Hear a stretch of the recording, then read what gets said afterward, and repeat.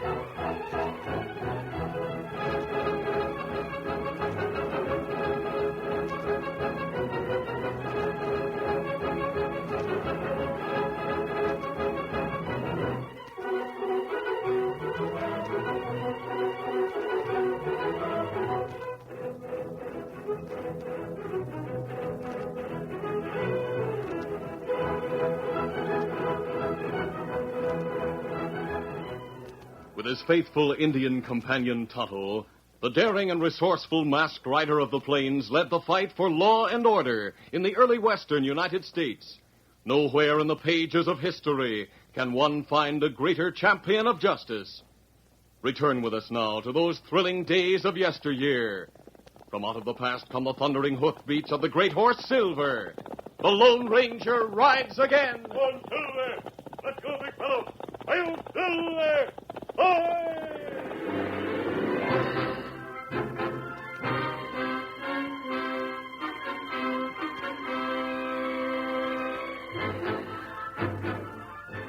Pat St. Ives, owner of the Flying M, was the biggest cattleman in San Pedro Valley and the smallest man. Perhaps it was in compensation for his size that he was so proud and vain. Whatever the explanation, no one in all San Pedro Valley was one half so touchy.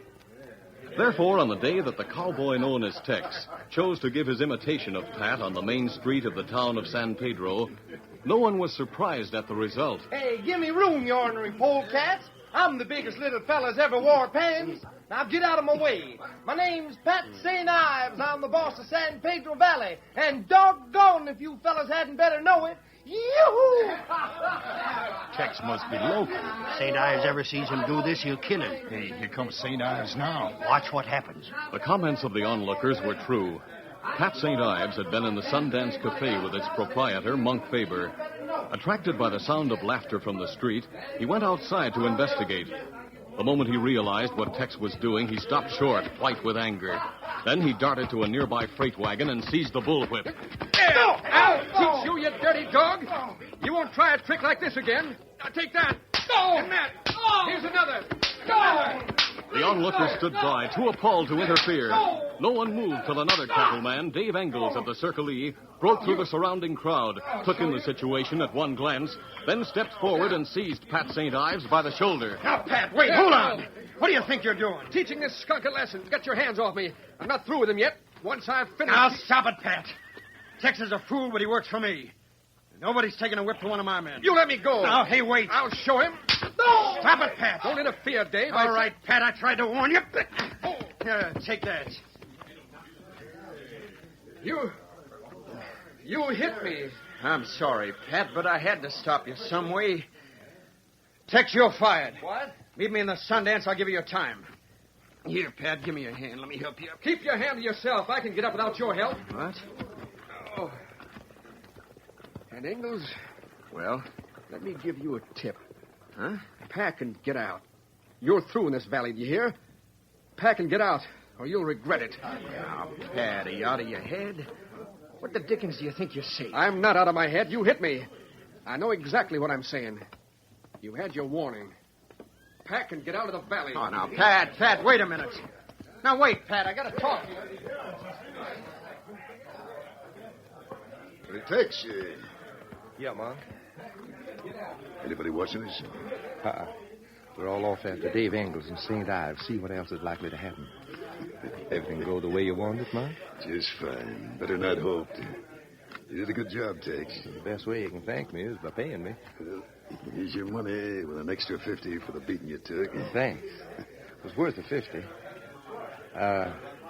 Monk, Yeah? the fight between Dave and St. Ives has started the way that you said you wanted. Well, what are you up to anyway?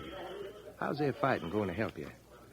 Or, shouldn't I ask questions? That's right. You shouldn't ask questions.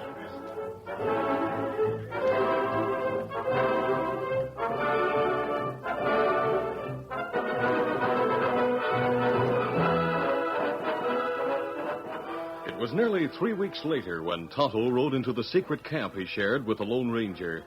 He brought supplies from the nearest town and important news. You say a range war has broken out in San Pedro Valley, Tonto? That's right.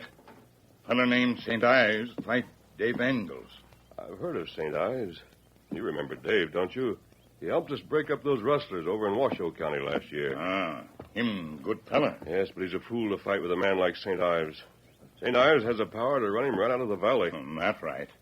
In town, fellas say Dave get worse to fight. That's what I would have expected.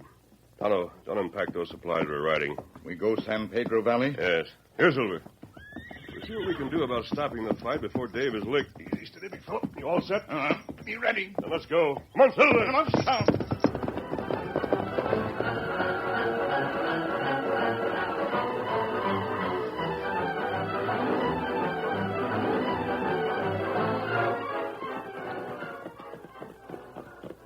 It was several days later that Pat St. Ives, riding toward his ranch alone, was suddenly confronted by Dave Engels and one of Dave's ranch hands. Pat, pull up! Whoa. Engels, what are you and Sandy doing on my range? Got to talk to you. We've got nothing to talk about. I told you I'm driving you out of this valley, and that's exactly what I'm going to do. Pat, you've cut my cattle off from all the water holes. Certainly I have. My men have orders not to let your cattle get a single drop of water. They're obeying orders, all right. My cattle are dying. Then get out. No, by thunder. You're going to open up those water holes again at... Or what? I'll show you what. Take a look at this. Dave, now, don't be a fool. Put down that gun. You're going to let my cattle get at water? No, I'm not. And take the consequences. Oh, my hand. Someone shot me. Who did? I did that. Hey, look, he's masked. He was in that gulch. Easy, Silver, easy. Your hand isn't injured. I fired at your gun. You. I thought you were my friend. Who is this masked man? One of your outlaw friends? No, he's the Never mind that. You've lost your head, Dave. This is no way to settle your quarrel with St. Ives. You and Sandy had better go back to the ranch and cool down. I'll see you there later. But my Get cattle... going. All right. If you're against me, I don't know who's on my side any longer. Come on, Sandy, let's get out of here. Right. Come on, get up. Get up. He has right on his side, St. Ives. If you hadn't let your vanity get hurt... Suppose you mind your own business. I want to help, Dave. I want to help both of you. What are you getting out of this fight? That's my business. Get up. Get up there. Otto, Me here. did you hear that? Me here. This fight's going to be harder to stop than we thought. But we stay around, Otto. Maybe we can still find a way to turn those two into friends again.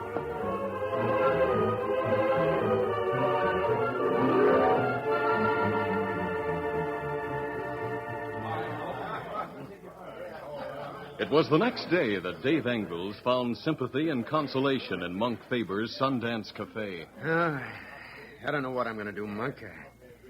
I can't fight Pat. I haven't the men or the money to do that.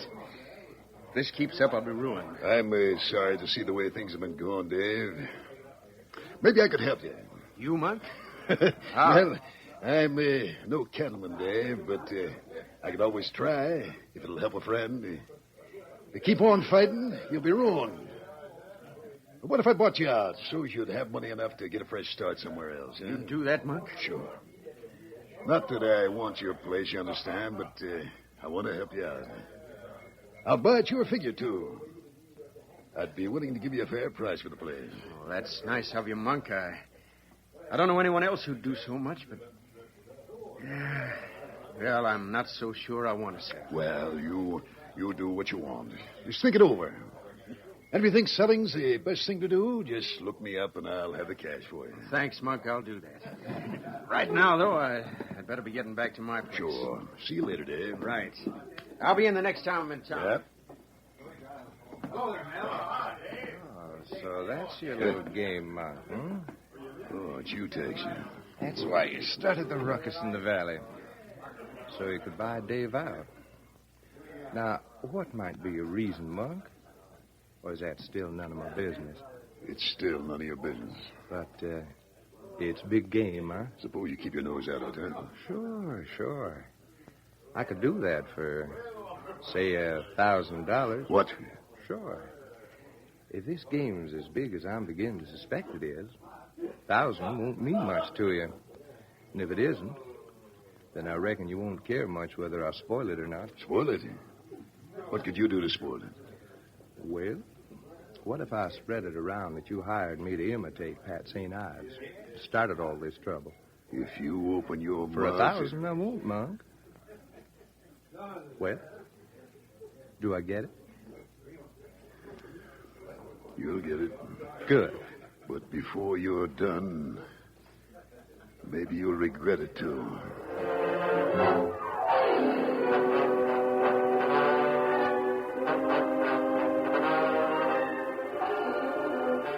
With $1,000 in his pocket, Tex went on a big spree, spending money like water.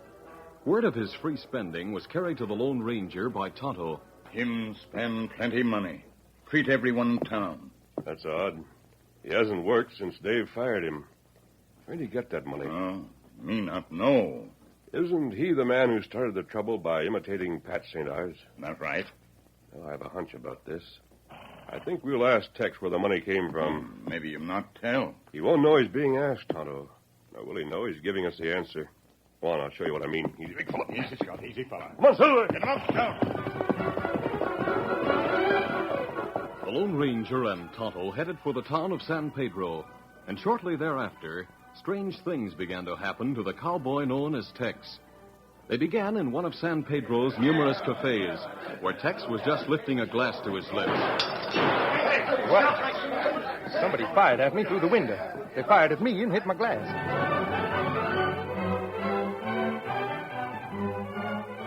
A little later in the barber shop where Tex had gone to get all slicked up. Well, thanks, Pete. You did a good job. Now I'll... Hey, look at my hat. Someone fired at me again. Rushing from the barber shop, Tex was just in time to see Monk Faber enter the Sundance Cafe across the street, and a sudden suspicion crossed Tex's mind. Later in the day, as he was leaving the general store, the suspicion was confirmed. See you later, Slim.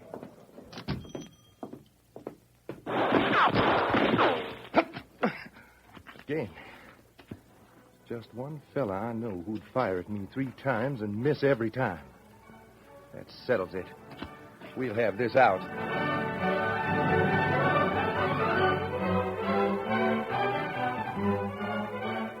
A few minutes later, when Monk Faber was seated at the desk in his office at the Sundance Cafe... What? Oh, it's you, Tex. What's the idea of that gun? As if you don't know. Now, listen, You've Tex. been trying all day to shoot me and missing every time. Me? Trying to shoot you? What would I do a thing like that for? I reckon you figure 'em too expensive. Huh? Remember when you gave me that 1,000, you said I might regret it. Yeah, but... If you'd have hit me one of those times, maybe I would have, but you didn't. Now you're going to wish you had. Look, I don't get this, Tex. What are you going to do? I give you 3 guesses. But, I don't know, Tex. I'm going to kill you.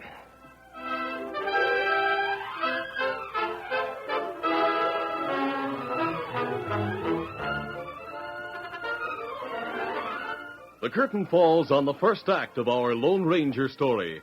Before the next exciting scenes, please permit us to pause for just a few moments.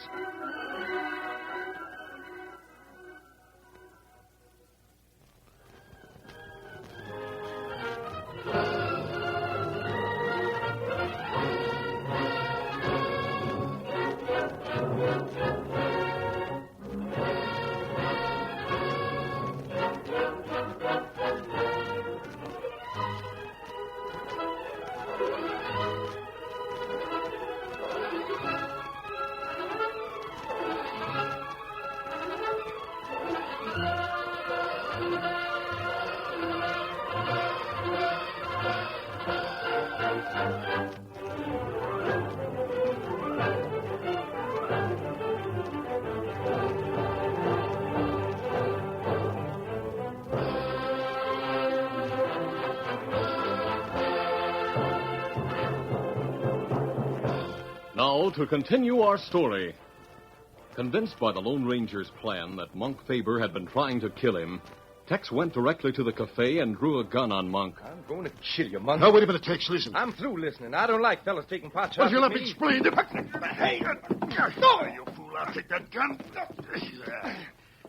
When you're holding a gun on someone, don't get careless. Why, you Shut dirty... up.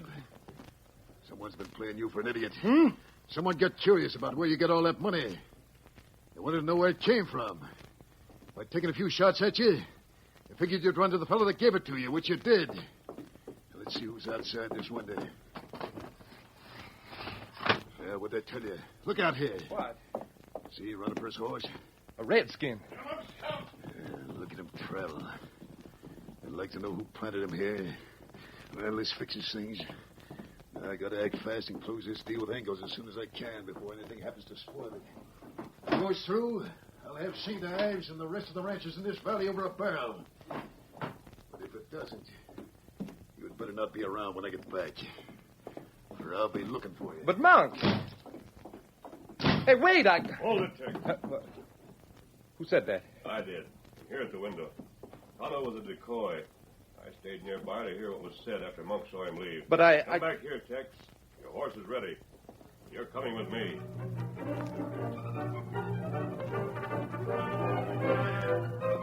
The Lone Ranger held his guns on Tex while the cowboy unwillingly climbed through the window to join him. Then they mounted and rode to the masked man's camp, where Tonto awaited them. There, the Lone Ranger wrote a note, addressed it to Dave Engels, and handed it to Tonto. Get this to Dave as quickly as you can, Tonto. Tells him what I want him to do. You'll have to get there ahead of Monk Faber, or this note will do no good. Savvy. Get him up, Scout. Listen, mister. What do you figure to do with me? Get back in the saddle. We're taking a ride. Steady going. Where are we going? Steady, big fella, to the Flying M to see Pat St. Ives. All right, get going. Get up there. Come on, Silver.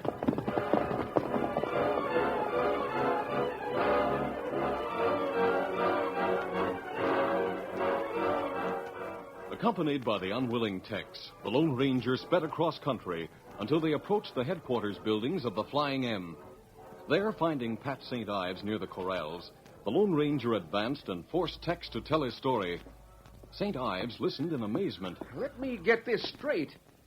You mean Monk Faber hired you to start that fight between me and Dave? That's what he did, Mr. St. Ives. I'm telling you the truth. He knew if I gave that invitation to you in town, you'd be fit to be tied. And he also knew that if you tried to do anything to me, David figured that he had to butt in. But what did Monk figure he had to gain by this? I doubt that Tex can tell you that, St. Ives. No, I can't, but I sure wish I knew. Look, I stuck Monk for $1,000. If I knew the whole truth about this deal, I could have stuck him for plenty more. Mister, this sounds likely. But how do we know Tex is telling this straight? Why should he be willing to tell us this all of a sudden? He knows now that I fired those shots at him in town. He isn't sure whether or not I actually fired to kill. He's a little nervous these days. He'd rather talk and play it safe than keep his mouth shut and take the chance he might never be able to talk again. Well, I appreciate your bringing him here, but aside from dealing with Monk, what can I do about this? Ride to the Circle E. Tell Dave the whole story and make peace. Then Dave will no longer have any reason to sell. The fight between you two will be ended. But he hit me. He knocked me down. You asked for it, didn't you? But I swore I'd make him pay. Him or yourself? What's Dave got to lose?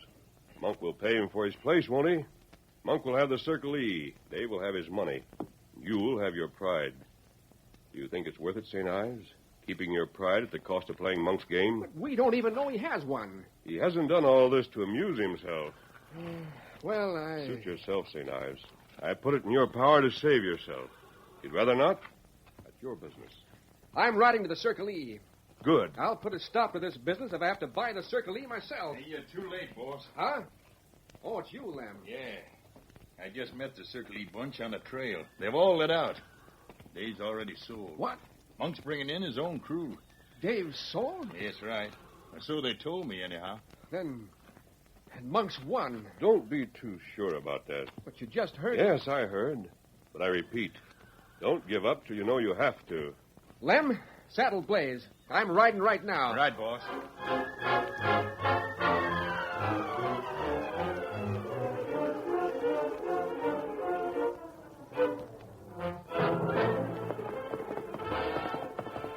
2 hours later, Pat St. Ives swept up to the headquarters building of the Circle E and reined in before the startled Dave Engels. Ho, ho, ho. What the devil are you doing Oh, here? steady. You got any objection to a fella coming to tell you he's been a fool? Why, no, Pat. I got no objections. Who is this fella? Who do you suppose? Me, of course. How many fools you acquainted with? Well, outside of myself, not many. But just the same... Dave, I've been hearing things. That masked friend of yours has been pounding some sense into my head. I want you to know I'm sorry for the way things have been going, Dave. I'm glad you said that, Pat. I've been sorry, too. A man don't collect so many friends in just one lifetime that he can afford to fight with them. That's right. The fact is, me being a fool and Monk Favor knowing it, from what I hear, he played it for all it was worth. Well, listen, Dave. Is it true you sold out to Monk? Well, now, Pat, Sure it's true. Huh? Oh, you, Monk. Might have known you'd be somewhere around. Why not? A man's got a right to be on his own property, hasn't he? Yeah. What, Dave? That answer your question? Monk, Well, I've heard you've been indulging in some pretty tall talk. They tell me you've got some notion that now you've bought the Circle E, you're going to be king of the valley. Maybe you will be. But I'd like to know why. it'll be a pleasure to tell you. I've been waiting for this moment for a good long time, St. Ives. Yes, I imagine you have. Monk, I thought you bought the Circle E just to do me a favor. This don't sound much like it. The only fellow I do favors for, Dave, is me. It's about time you found that out, huh? Now that you can't spoil my game any. Pat asked you a question. Just what is your game? If you'd have had any sense, you'd have seen that for yourself. The Circle E controls the South Pass out of the valley. And from now on, no one uses it without my say-so. What's that to me? I always drive my cattle to market through the canyon.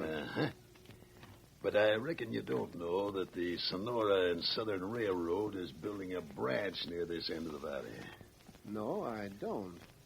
How come you know? Friend tipped me off. From now on, anybody that uses the South Pass will get their cattle to market for $5 a head less than you will. How long do you figure to last competing on them terms, huh? And if I want to use the South Pass? I don't know whether I'd let you or not. I'd have to think it over. I don't like you, St. Ives. I never did. With the airs you put on and your stuck-up ways. But if I did let you, you'd have to pay toll. So it would probably cost me about as much one way as the other. Oh, it'd likely come to that. Well, I'm glad you talked, Monk. We had to find out what you were after. Huh? That's why in that note the masked man sent me, he said I should pretend to sell you the place. Pretend to sell it. You did sell it. Got the deed with you, Monk? Huh? Masked. You have. You better look at it again. Maybe you'll find it doesn't say just what you think it does. I know what it says. It describes the Circle E. I looked it over careful before you signed it. Sure you did.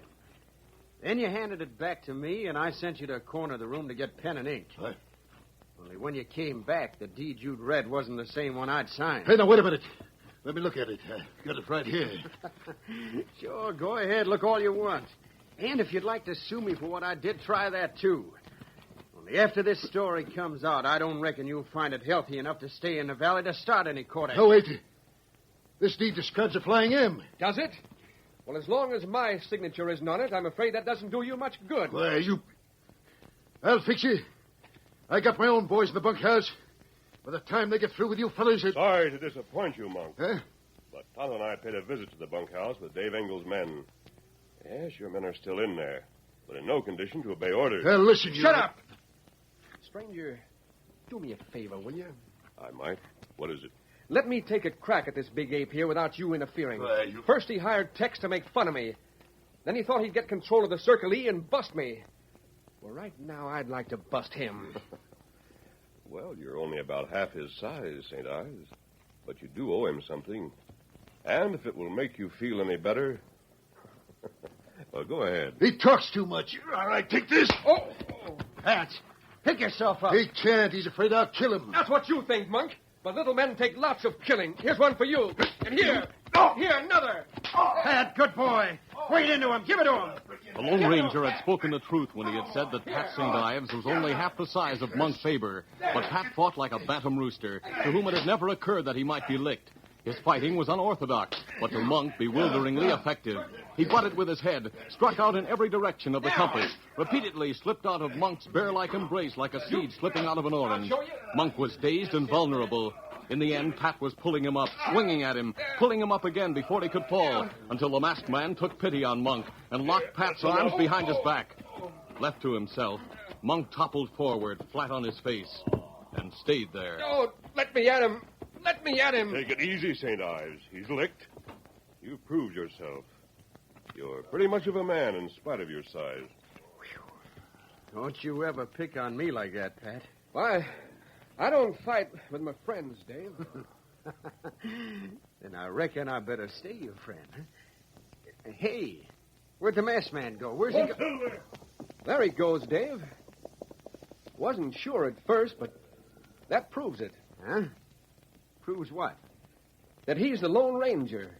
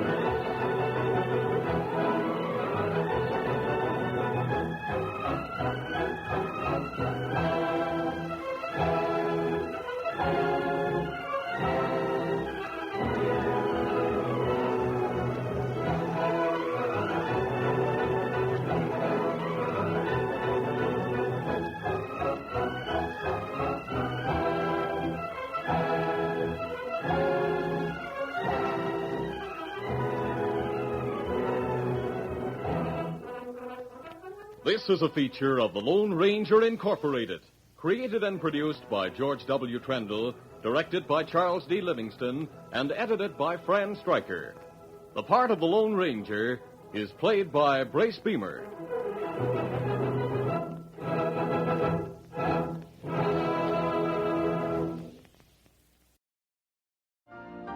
You've been listening to the OTR Gold Network. Find more classic radio at otrgold.com.